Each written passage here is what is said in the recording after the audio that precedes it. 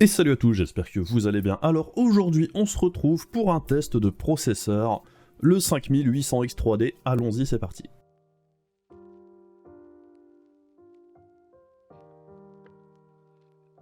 Alors, pourquoi est-ce qu'on s'intéresse au 5800X 3D aujourd'hui? Eh bien, tout simplement parce que c'est un des derniers gros processeurs lancés sur la plateforme AM4, et ce sera très certainement le processeur le plus puissant en gaming sur la plateforme AM4 d'AMD. Alors le 5800X 3D, ça fait à peu près un mois qu'il est sorti, un petit peu plus. Dans l'ensemble, dans les tests qui sont déjà parus, c'était un des processeurs effectivement les plus puissants en ce qui concerne le gaming. Par contre, les deux gros problèmes du 5800X 3D, déjà c'est son tarif, et aussi en dehors du gaming, il n'a pas spécialement grand chose à apporter en plus par rapport au 5800X classique qui est beaucoup moins cher, et il a des performances relativement similaires au 5700X en applicatif qui lui aussi est moins cher également.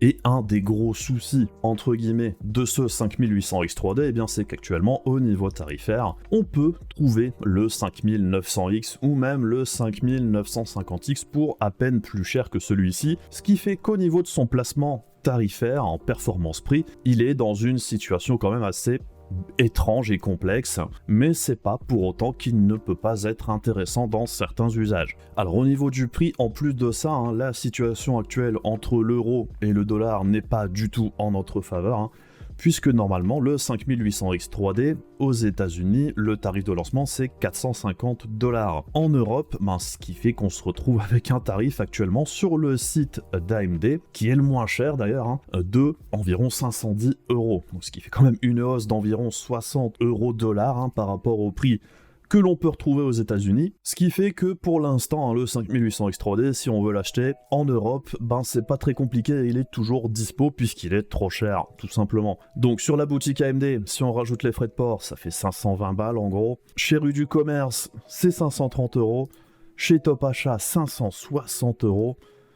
Chez LDLC 580 €, Cdiscount 560 et Amazon 552 €. Donc oui, très clairement, il y a un gros souci au niveau du placement tarifaire de ce 5800X 3D, même sans parler des performances que l'on verra ensuite. Malgré tout, ce qui fait que moi je m'y suis penché, c'est parce que j'ai trouvé une bonne occasion, on va dire, sur ce 5800X 3D. Il était disponible en reconditionné chez Cdiscount, et en plus de ça, on pouvait cumuler ça avec un bon de réduction, ce qui fait que j'ai payé 380 € pour le 5800X 3D, ce qui fait que pour le coup, c'était beaucoup plus intéressant qu'avant. Et ce qui m'a aussi donné envie de tester ce 5800X 3D, c'est qu'en regardant certains tests, en allant voir un peu sur les forums de certains jeux aussi, on pouvait apercevoir certaines personnes dire le 5800X 3D dans tel ou tel jeu, il apporte des performances quand même particulièrement impressionnante par rapport à d'autres processeurs. Et comme ce sont la plupart du temps des jeux plutôt niches,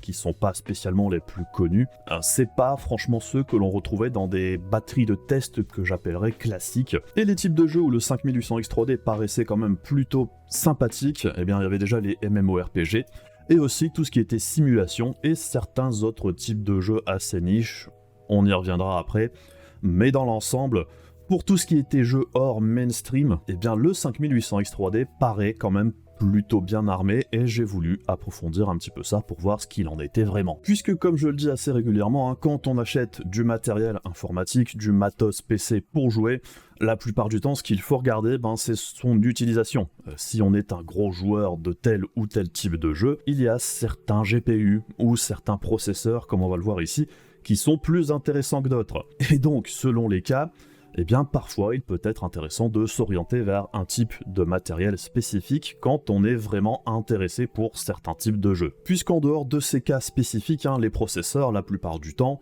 l'impact de celui-ci sur les performances en gaming, je dirais c'est secondaire par rapport à l'impact du GPU. Non pas que le processeur soit pas important, il est très important, mais c'est relatif aussi, puisque dans le hardware PC, la plupart du temps, il y a un goulot d'étranglement quelque part, et la plupart du temps, quand on joue, c'est la carte graphique. Par contre, il y a des situations où ça va être le processeur, et dans ces cas-là, bien évidemment, au plus le processeur est puissant, au mieux c'est. C'est pour ça que dans la plupart des tests de processeurs, on retrouve des résultats en 720p, en 1080p détail minimum, mais pas vraiment en 1440p ou en 4K, puisque à ce niveau-là, la plupart du temps, hein, c'est le GPU qui va limiter les performances, et du coup, les processeurs, l'écart entre les processeurs dans ces résolutions-là sera vraiment minime, ce qui fait que ça réduit largement l'intérêt de celui-ci.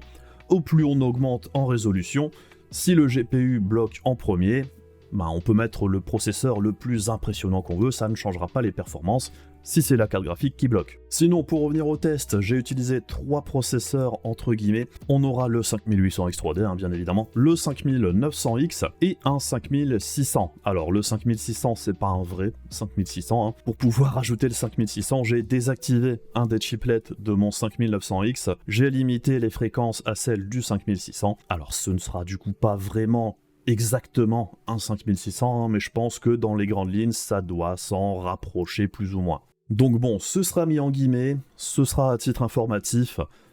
Je ne dis pas que c'est exactement le comportement du 5600, mais pour l'instant, je peux pas faire mieux puisque je n'ai pas celui-ci. Sinon, au niveau du test en lui-même, il y a un gros focus pour une utilisation gaming. Il y a un seul benchmark, je dirais, applicatif, c'est sur l'encodage.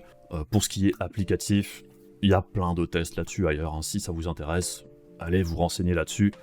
Malgré tout, ça donne une idée générale des performances applicatives de ces 3 processeurs. Sinon, au niveau des tests en gaming, on a 20-25 jeux, il me semble. On a plusieurs réglages et résolutions. Alors, j'ai choisi le 720p low, justement pour débrider au maximum les performances, pour voir un petit peu quel impact a vraiment le processeur quand c'est vraiment quasiment uniquement celui-ci qui est sollicité. On aura le 720p détail élevé, puisque c'est intéressant de voir justement que juste en passant les détails de low à élevé, ça a déjà un sacré impact sur les performances. On aura le 1080p détail élevé, le 1440p détail élevé, et j'ai aussi mis la 4K détail élevé à titre indicatif, puisque vous le verrez, hein, la plupart du temps, n'a pas grand intérêt. Alors en ce qui concerne le GPU qui a été utilisé pour faire les tests, alors actuellement, hein, le GPU le plus puissant que j'ai sous le coude, c'est une 6700 XT. Je sais, hein, les tests seraient peut-être plus pertinents si j'avais une 6800 ou une 6900, une 3080 et supérieure. Bon, j'ai fait avec ce que j'avais. C'est pour ça aussi que j'ai choisi d'utiliser le 720p low comme, je dirais, la base la plus basse possible. Malgré tout, hein, je pense que la 6700 XT n'est pas inintéressante à utiliser pour faire ce type de test, puisqu'à mon avis, c'est quand même le gros du parc de GPU installé actuel pour les GPU de nouvelle génération, même si on est en fin de génération. Hein. Je pense que les GPU qui étaient les plus recherchés sur les gammes actuelles, hein, chez Nvidia ou AMD, ça tourne plus aux alentours de ce niveau de performance-là, avec aussi les 3070, 3060 Ti, qui sont grosso modo à un niveau de performance similaire à la 6700 XT. Malgré tout, c'est quand même quelque chose à retenir et à prendre en compte. Les performances du processeur, comme on l'a dit juste avant, ça dépend de la machine au global et ça dépend aussi de la puissance du GPU.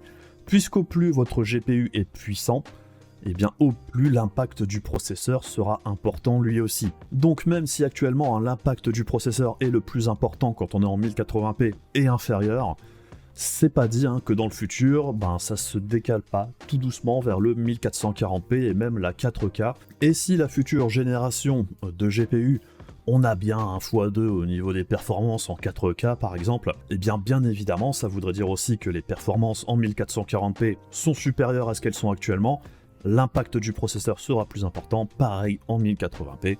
Bon, et en dessous, j'en parle même pas. Alors, en ce qui concerne la RAM, ici, pour les tests processeurs, j'ai choisi d'utiliser 32 Go en 3200 MHz CAS 16. Alors, je sais, on pourrait très certainement avoir des performances supérieures dans les basses résolutions si on mettait de la 3600 MHz et supérieure, puisque sur les Ryzen, la plupart du temps, on peut avoir des jolis gains de performance au niveau de la RAM en utilisant de la RAM plus rapide.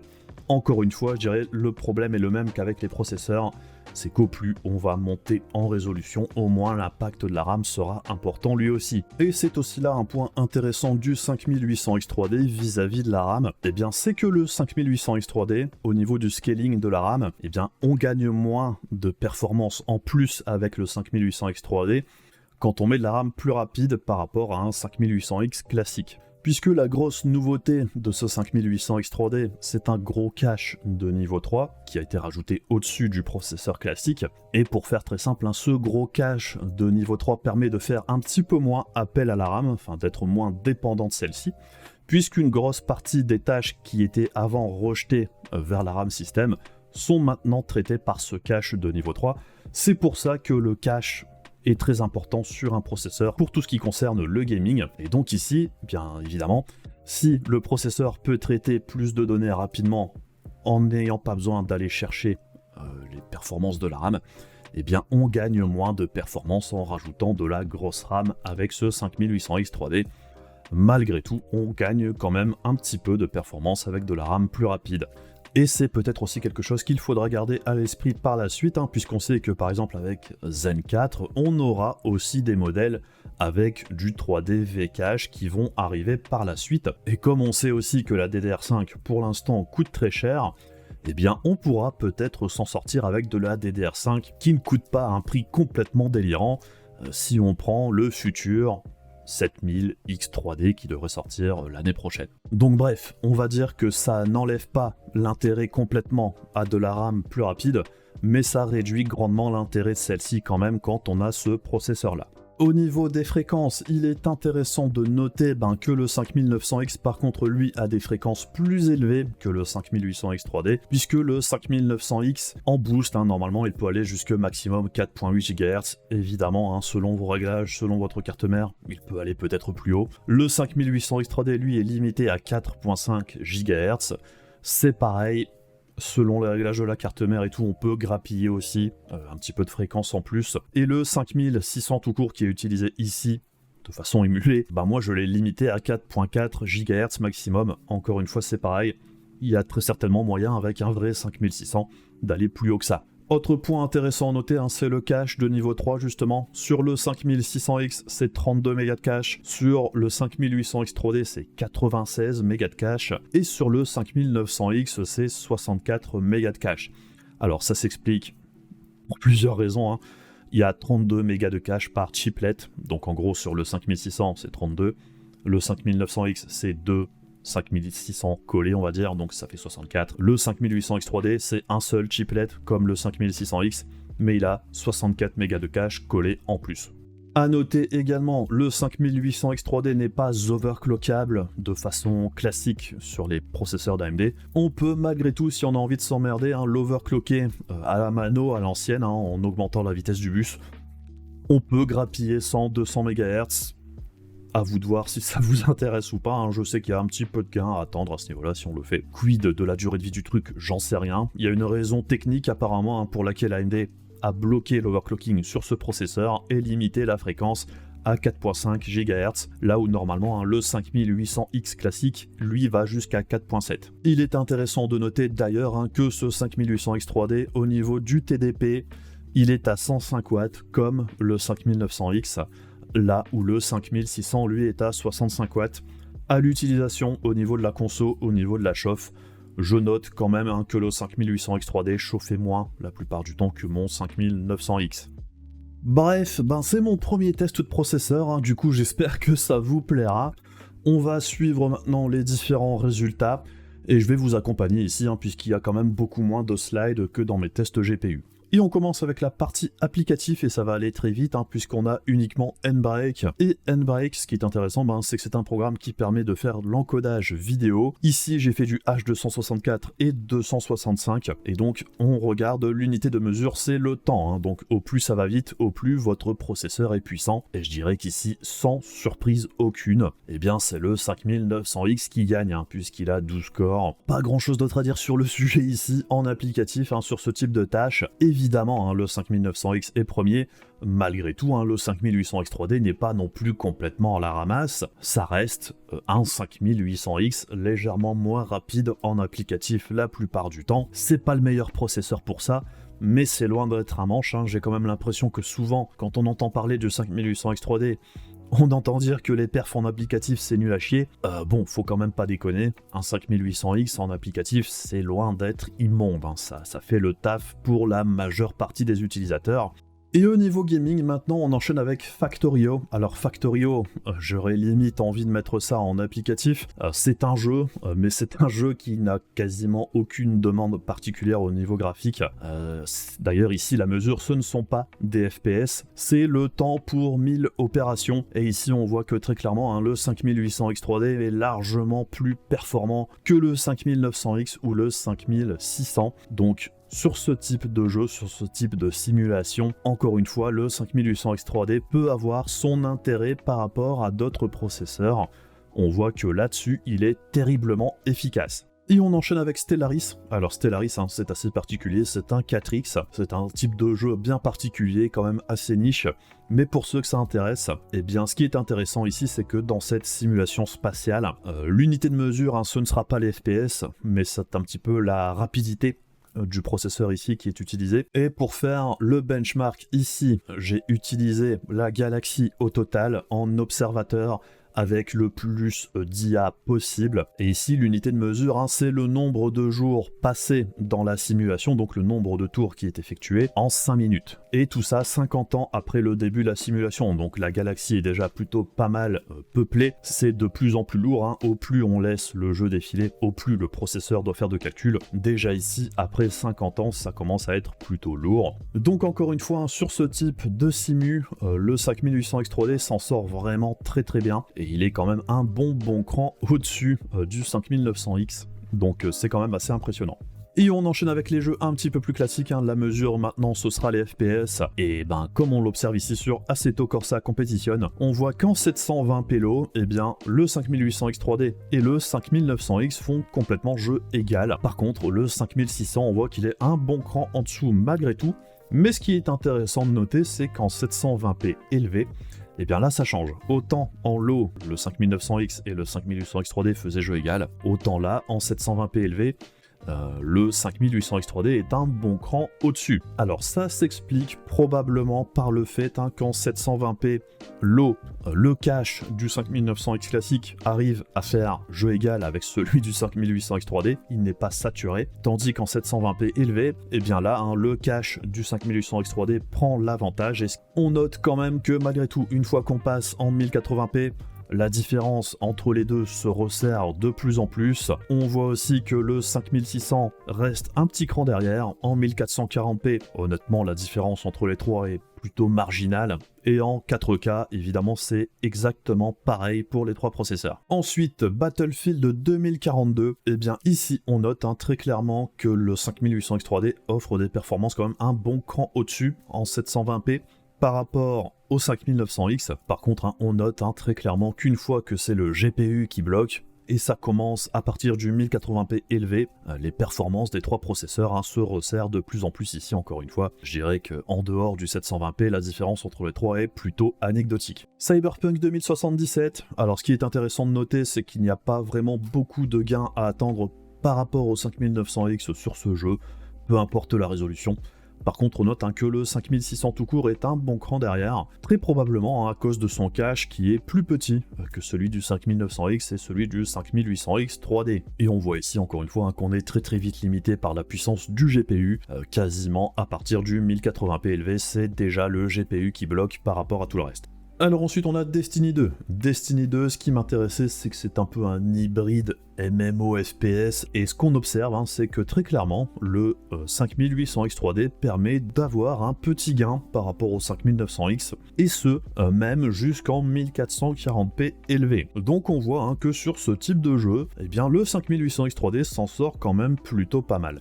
Alors ensuite, Far Cry 6. Far Cry 6, ce qui est intéressant, c'est que c'est un moteur, ici encore une fois, assez particulier. Et on observe un truc que très clairement, quand on n'est pas limité par le GPU, on voit que les performances du 5800X 3D s'envolent complètement. En 720p low, c'est assez impressionnant. Même en 720p élevé, par contre, on voit que très clairement, à partir du 1080p élevé, on a encore un gain de performance assez conséquent, et que ça se tasse fortement à partir du 1440p et en 4K, encore une fois, tout le monde à la même enseigne. Alors ensuite, on a FF14, premier MMORPG du panel, et ce qu'on observe ici, très clairement, encore une fois, c'est qu'on peut avoir un gain de performance sur FF14 avec le 5800X 3D, X3D, jusque même en 4K, hein, où on a un petit gain de perf par rapport au 5900X, et on voit que très clairement sur ce jeu-là, le 5800 X3D c'est le meilleur processeur hein, pour ce type de jeu, même avec une 6700 XT. Alors ensuite, Fortnite c'est intéressant. Pourquoi ? Parce que déjà c'est un des premiers titres avec l'Unreal Engine 5, et on observe ici que là encore une fois, on peut avoir quand même un petit gain de performance avec le 5800 X3D jusqu'en 4K. Alors la différence n'est pas énorme, même en 1440p élevé. Malgré tout, il y a un petit gain de performance quand même. D'autant plus que sur ce type de jeu, la plupart du temps, on essaye d'enlever le plus de détails possible en poussant la visibilité au maximum. Et dans ces conditions-là, je pense que le 5800 X3D permet d'avoir un gain encore plus significatif par rapport aux autres processeurs. On enchaîne avec Forza Horizon 5, et ici, alors on voit que très clairement en 720p low, encore une fois, dans ces conditions-là, le 5800 X3D s'envole complètement. Évidemment, dès qu'on augmente les détails graphiques, la différence est bien moins impressionnante, et à partir du 1080p élevé déjà, on voit que dans l'ensemble, les trois processeurs se rapprochent de plus en plus, jusqu'en 4K, où c'est vraiment dans un mouchoir de poche. GTA 5, alors GTA 5 c'est intéressant puisque ce que l'on observe dans ce jeu-là, c'est pas forcément les FPS average qui sont intéressants, c'est plutôt le 1% low. On observe que même en 1080p élevé, les 1% low sur le 5800 X3D sont plus élevés qu'avec le 5900X, ce qui veut dire que les baisses de framerate sont beaucoup moins importantes, sont beaucoup moins prononcées avec le 5800 X3D par rapport aux deux autres. Autre MMORPG du panel, Guild Wars 2, et Guild Wars 2, alors c'est assez intéressant de voir, c'est que à partir du 720p élevé, les performances restent identiques, peu importe la résolution. Ça veut dire qu'on tourne aux alentours des 155 fps pour le 5800 X3D, le 5900X ça plafonne aux alentours des 120, et le 5600 aux alentours des 90. Très clairement, sur Guild Wars 2, le 5800 X3D a vraiment un gain de performance assez significatif par rapport aux deux autres, et c'est assez impressionnant de voir que ça se maintient jusqu'en 4K élevé. Horizon Zero Dawn, intéressant ici encore une fois, on voit que c'est un jeu qui apprécie plutôt pas mal le 5800 X3D dans les basses résolutions. Par contre, dès qu'on passe au 1080p élevé, évidemment l'écart se resserre énormément avec encore une fois le match nul classique en 4K. Alors ensuite, Flight Simulator, ce qui est intéressant de noter, c'est que ça n'apporte pas franchement énormément sur ce jeu, le 5800 X3D particulièrement. Une fois qu'on a dépassé le 1080p, là c'est très clairement le GPU qui limite. Age of Empires 4, alors ce que l'on note ici, alors c'est très clairement, c'est que les détails en low sur ce jeu, il y a vraiment un fossé par rapport aux détails élevés au niveau de la qualité graphique, et ça se voit dans les graphiques, puisque dès qu'on passe au 720p élevé, on divise les performances par deux quasiment. On voit que sur ce jeu-là, le 5800 X3D n'apporte quasiment rien par rapport au 5900X ou au 5600. Shadow of the Tomb Raider, intéressant ici encore une fois de voir qu'en 720p détail minimum, le 5800 X3D s'envole. Encore une fois, on voit évidemment une fois qu'on rajoute des détails, ça se resserre beaucoup. Malgré tout, un petit gain en 1080p à attendre avec le 5800 X3D. Alors Star Citizen, c'est intéressant parce que c'est un jeu qui n'est vraiment pas très bien optimisé du tout, puisqu'il est en développement constant. On va dire que l'accès que l'on a au jeu, c'est de la preview, mais on note quand même, malgré tout, que le 5800 X3D, jusqu'en 1440p, où là c'est le GPU qui coince, il y a quand même un gain de performance assez significatif dans cette zone-là, qui est assez lourde. Je crois que c'est une des dernières, c'est dans la ville. On peut aussi attendre apparemment pas mal de gains dans l'espace sous certaines conditions. J'ai pas fait tous les tests, parce que j'ai pas le temps de tout faire non plus sur Star Citizen, mais quand même, on note que sur ce jeu-là, et de tous les retours que j'ai vus à droite à gauche, le 5800 X3D sur Star Citizen, c'est très clairement le meilleur processeur à l'heure actuelle. Autre MMORPG ici, Star Wars The Old Republic. Ce qu'on observe ici, c'est un comportement assez similaire à ce qu'on avait retrouvé sur Guild Wars 2, avec le 5800 X3D qui la plupart du temps s'en sort mieux que les deux autres. Donc encore une fois, sur le MMORPG, le 5800X3D, il a son petit avantage. Alors ensuite, je suis allé chercher StarCraft 2, puisque StarCraft 2 c'est intéressant. C'est un RTS qui a quand même quelques années, et on voit que par rapport à Age of Empires 4, le comportement n'est pas pareil. Et ici on voit que très clairement, jusqu'en 4K, le 5800X3D s'en sort mieux que les deux autres processeurs ici. Et très clairement, pour ce jeu-là, il a un avantage certain par rapport aux deux autres. Alors The Rift Breaker, ici je n'ai fait qu'un seul test, c'est le test processeur en 720p. Encore une fois, sur ce jeu-là, il y a quand même un gain assez significatif en 720p sur ce Rift Breaker, sur ce test processeur. C'est quand même un gain quand même plutôt important. Ensuite, Warhammer Vermintide 2, je pense que les graphiques parlent d'eux-mêmes, très clairement, on voit que jusqu'en 4K presque, il y a quand même un gain assez important avec le 5800X3D sur ce jeu-là, et en 4K, ça se resserre énormément. Mais si j'avais un GPU plus puissant, je pense qu'on aurait pu voir encore une différence plus prononcée, même en 4K. Total War Warhammer 3, alors le problème de jeu c'est que je pense que les drivers d'AMD sont vraiment pas bons sur ce jeu du tout, du coup les scores sont pas très intéressants, puisqu'on ne note quasiment aucune différence entre les trois processeurs en dehors du 720p low ou les 1% low du 5600 sont un bon cran en dessous des deux autres. Sur le benchmark campagne, sur le même jeu, on note quand même un gain pour le 5800X3D en 720p low. Dès qu'on augmente les détails, il y a quasiment plus aucune différence. Sur ce jeu-là, ce serait peut-être plus intéressant avec une carte Nvidia. Malheureusement, j'ai pas de carte plus puissante que la 6700 XT. Côté Nvidia pour l'instant. Autre MMORPG et pas des moindres, World of Warcraft. Ici, on note encore une fois que le 5800X3D offre un plus haut niveau de performance par rapport au 5900X3D, et ce jusqu'en 4K. Et on termine avec Yakuza Like a Dragon. Alors j'aime bien ce jeu parce que j'aime bien ce jeu déjà, et en plus de ça, le moteur est assez particulier, et très clairement sur ce jeu-là, on note un gain de performance assez impressionnant avec le 5800X3D, jusqu'à ce que ce soit le GPU qui ne suive plus, encore une fois. Mais on voit que même en 1080p des tailles élevées, il y a quand même un sacré gain de performance à attendre avec le 5800X3D sur ce jeu-là. Alors, petit récap de performance, en 720p low, on note que le 5800X3D est environ 11% plus performant que le 5900X, que sur les 1% low, on est à 14% de plus. Par contre, par rapport au 5600, on a 20% de différence et 31% pour les 1% low.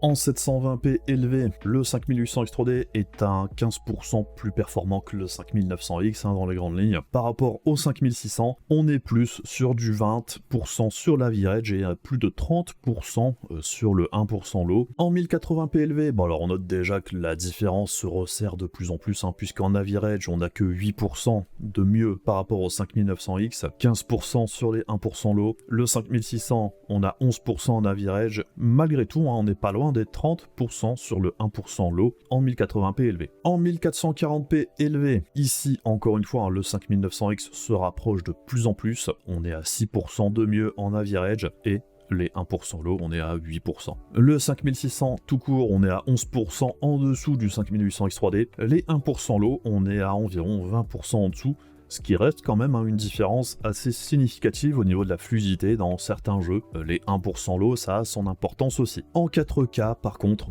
là, je dirais qu'entre le 5900X et le 5800X3D, même si on a 5% sur le 1% low, quasiment imperceptible. Là, à ce niveau-là, c'est clairement, ça n'a aucun intérêt. Par rapport au 5600, c'est un petit peu mieux, particulièrement sur le 1% low, puisqu'on a quand même 15% de différence. Est-ce que ça vaut la différence de prix? Par contre, je suis pas vendu du tout. Alors, que penser de ce 5800X3D par rapport aux deux autres processeurs ici présents? Très clairement, il est plus puissant en gaming que les deux autres processeurs. On peut avoir un gain sur certains jeux, même jusqu'en 4K.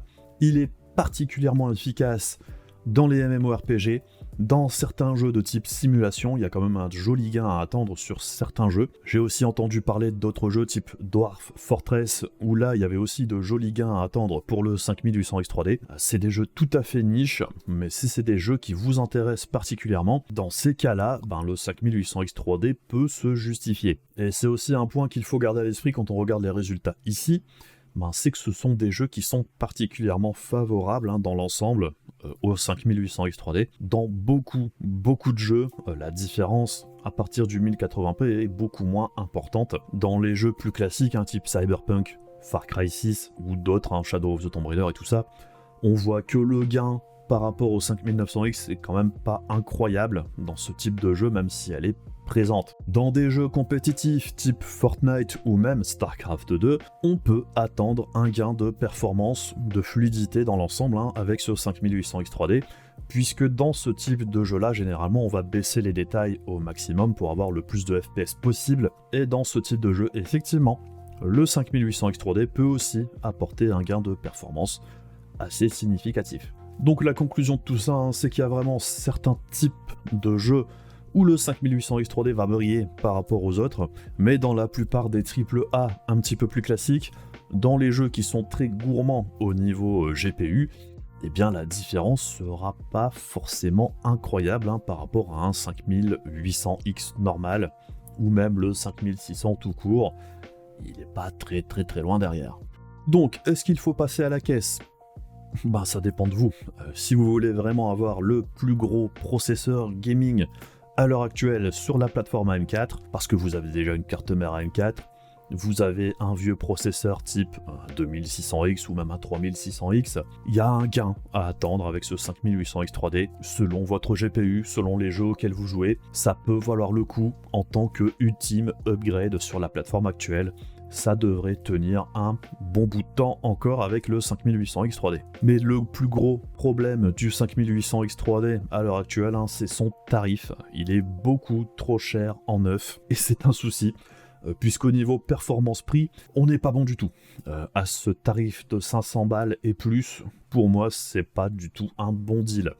Par contre, comme moi par exemple, qui l'ai touché à 380 balles, est-ce que c'est intéressant ? Ça se défend un peu plus, déjà, à ce niveau de prix-là, même si ça reste un poil cher. Surtout si on fait une nouvelle config, ça vaut peut-être plus le coup de s'orienter vers des processeurs d'Intel à l'heure actuelle.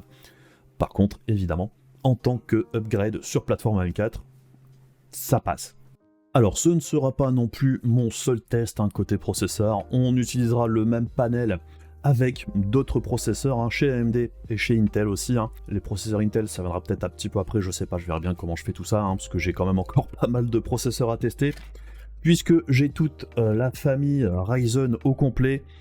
Donc vous pouvez vous attendre à ce qu'on retrouve le Ryzen 1600, 2600, 3600 aussi sur la chaîne dans un futur proche, pour pouvoir comparer la famille Ryzen au complet par rapport à ce 5800X 3D aussi. Après, je vous avoue, pour les processeurs Intel, c'est un petit peu plus compliqué, puisqu'il faut se procurer souvent une autre carte mère à chaque fois, en plus du processeur. La plateforme AM4, on a juste à trouver les processeurs pour pouvoir les tester l'un face à l'autre. Chez Intel, c'est quand même beaucoup plus chiant. Bref, j'espère que ce premier test de processeur vous aura plu. Comme d'habitude, si ça vous a intéressé, n'hésitez pas à faire les trucs casse-couilles de YouTube pour soutenir la chaîne. Ce type de vidéo, ça prend beaucoup de temps. Et ça demande aussi un investissement financier, comme pour les vieux processeurs, même s'ils sont plus très chers, faut se les procurer quand même. Et on se retrouve bientôt pour d'autres vidéos. Je vous fais des bisous, je vous dis à la prochaine, salut!